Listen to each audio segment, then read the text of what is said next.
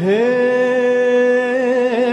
প্রিয় আমারে দেব না ভুলিতে, হে প্রিয় আমারে দেব না ভুলিতে। কাজী নজরুল ইসলাম। আমরা সবাই জানি সেই অর্থে প্রথাগত গানের শিক্ষা বা তালিম তার ছিল না, অথচ রাগ তাল এগুলোর উপর একটা সহজাত জন্মগত দক্ষতা যেন তার মধ্যে ছিল, এটা আমরা জানি।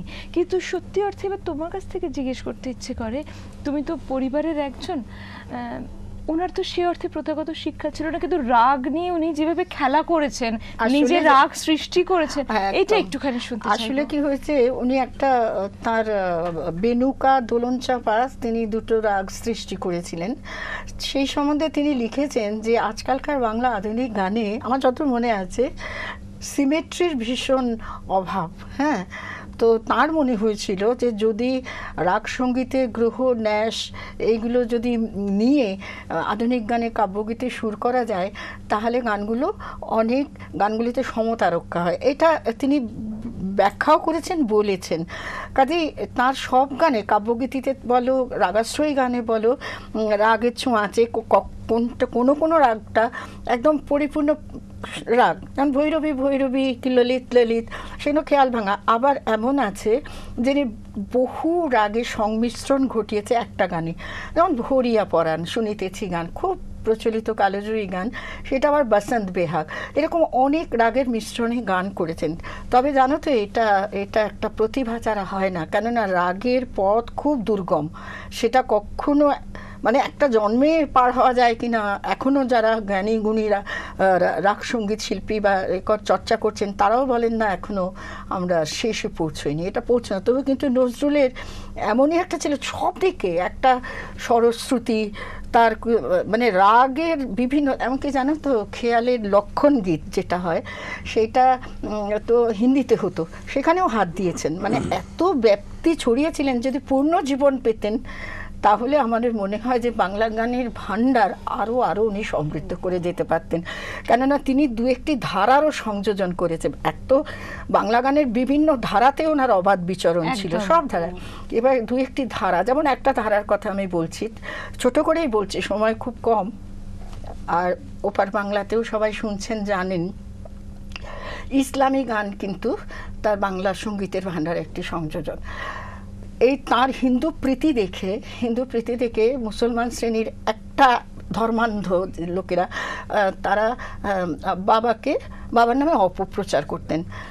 কিন্তু সেই সময় আব্বাসউদ্দিন আহমেদ, স্বনামধন্য শিল্পী, দুপার বাংলার প্রাণের শিল্পী, তিনি বাবাকে অনুরোধ করলেন যে কাজীদা আপনি এই ইসলামী গান লিখুন। কিন্তু বাবা তো তখন গ্রামাফোনিক কোম্পানিতে কাজ করেন, কোম্পানি বলল না এসব ইসলামী গান টান বিক্রি হবে না, ও পারমিশন দেব না। শেষকালে লাগাতার তিনি লিগে রাজি করিয়ে বলে আচ্ছা ঠিক আছে একটা গান হবে, একটা গান এর বেশি আর করতে পারবে না। তখন তিনি দৌড়ে বাবাকে গিয়ে বললেন, বাবা তক্ষুনি লিখলেন। বাবা কিন্তু তাৎক্ষণিক গান লেখা, সুর করা, একটা সেই লেটো দলে যোগ করা থেকে আসরে দাঁড়িয়ে সুর করা সকল গান গাওয়া ছিল। তা সেই দৌড়ে গিয়ে বলতেই বাবা তো আনন্দে লিখলেন, ওমন রমজানের ওই রোজার শেষে এলো খুশির ঈদ, সামনে ঈদ আল ফিতর ছিল।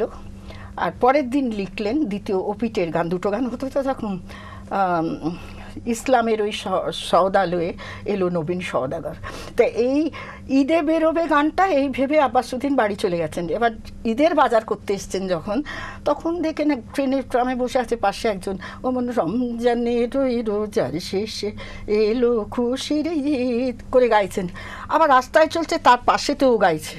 হ্যাঁ, এত তখন বেরিয়ে গেছে, বেরিয়ে এত জনপ্রিয় হয়েছে। তখন কোম্পানি দেখলো বেশ তো লাভ, তখন একটার পর একটা ইসলামী গান লেখা বাবাকে বলেন। এবং এই ইসলামী গান লেখার ফলে মুসলমানদের মনে যে ভ্রম ছিল যে তিনি হিন্দুদের বেশি পক্ষপাত করেন, তা তাদের মনে প্রবেশের পথটা প্রশস্ত হয়েছিল। খুব সুন্দর। আচ্ছা আমরা একটু ফোন নিই, তারপর তোমার গানে আসবো। হ্যালো হ্যালো হ্যালো, কে আছেন ফোনে? হ্যালো, নমস্কার, কে বলছেন? সুপ্রভাত মৈত্রীদি। সুপ্রভাত, দিদি আমি মহেশতলা থেকে জেসমিন বলছি। বলুন। আমি কাজী পরিবারের সকলকে প্রণাম জানাই, আর কাজী নজরুল ইসলামের জন্মদিনে কবির প্রতি আমার শ্রদ্ধা জ্ঞাপন করছি।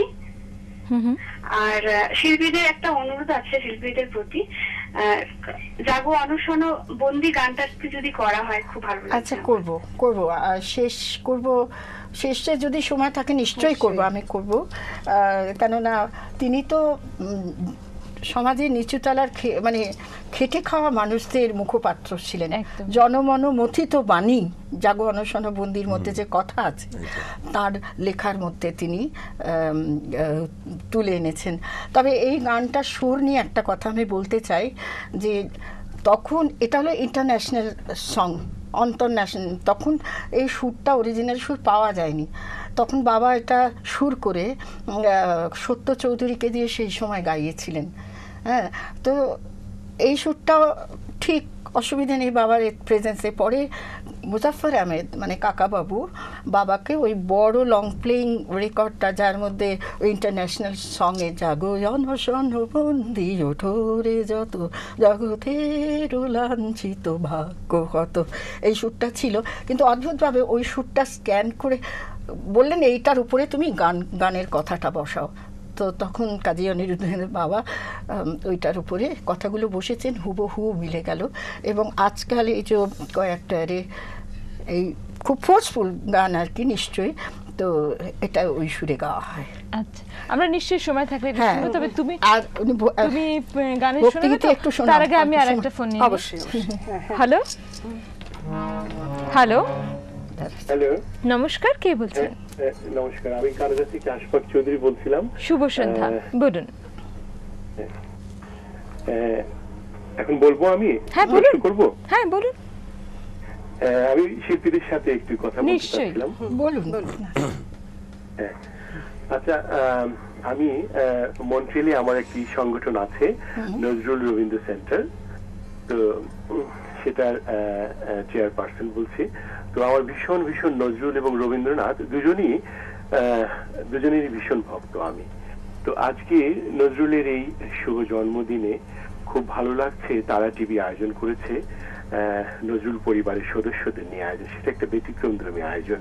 আমার মনে হচ্ছে যেন নজরুলের জন্ম জয়ন্তীতে এই প্রোগ্রামটাকেই বলতে হবে শ্রেষ্ঠ প্রোগ্রাম, কারণ নজরুলের সদস্যদেরকে নিয়েই আজকের যাত্রা শুরু। তো নজরুলকে আমরা ভীষণ ভালোবাসি, রবীন্দ্রনাথকে আমরা ভীষণ ভালোবাসি। নজরুল ওনার লেখনীতে বারবার বলেছেন রবীন্দ্রনাথকে ছাড়িয়ে কখনো উনি কোনো ওনার স্পর্ধা দেখাননি। উনি সবসময় রবীন্দ্রনাথেরও ভক্ত ছিলেন, সেখানেই নজরুলের মাহাত্ম্য। তো আমার একটি অনুরোধ আপনাদের কাছে, নজরুলের আমার একটি খুব প্রিয় গান, আমি চিরতরে দূরে চলে যাবো আমারই দেবনা ভুলি। নিশ্চয়ই নিশ্চয়ই। আর অরিন্দম আপনাদের শোনাবে। সুর তো কথারই প্রকাশ, আর আমরা সেটাই চেষ্টা করেছি যে সুর আর কথা মিলে যেন বাংময় হয়ে ওঠে বাজনাটা, সুরটা। এটাই। আপনি সঙ্গে থাকুন, ভালো থাকুন। নিশ্চয়ই। আমরা এখন বোধহয় একটা ভক্তিগীত। হ্যাঁ, মানে আমরা এই যে তুমি বলছিলেন অনেক ধরনের গান তো দাদুর আছে, মানে মা ইসলামী গানের কথা বললেন, বা রোমান্টিক ভক্তিগীতও আছে, যেমন রাধাকৃষ্ণকে নিয়েও লিখেছে, শ্যামা সঙ্গীত লিখেছে। একটা রাধাকৃষ্ণের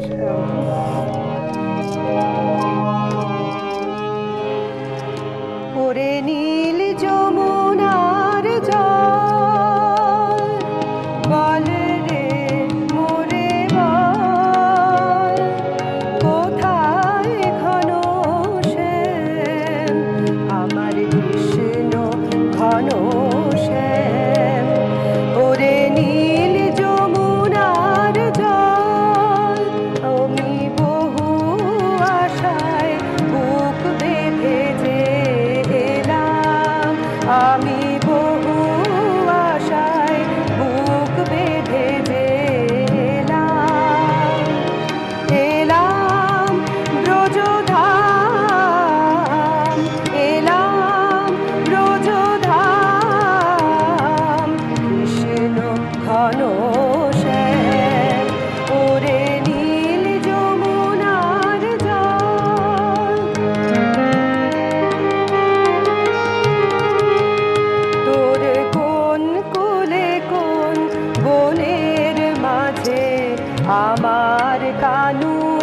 বেনু বাজে তোর কোন কুলে কোন বনের মাঝে আমার কানুর বেনু বাজে আমি কোথায় গেলে শুনতে পাবো আমি কোথায় গেলে শুনতে পাবো রাধা রাধা নাম ওরে নীল যমুনার জল বল রে মোরে বল কোথায় ঘন শ্যাম আমার কৃষ্ণ ঘন শ্যাম ওরে নীল যমুনার জল।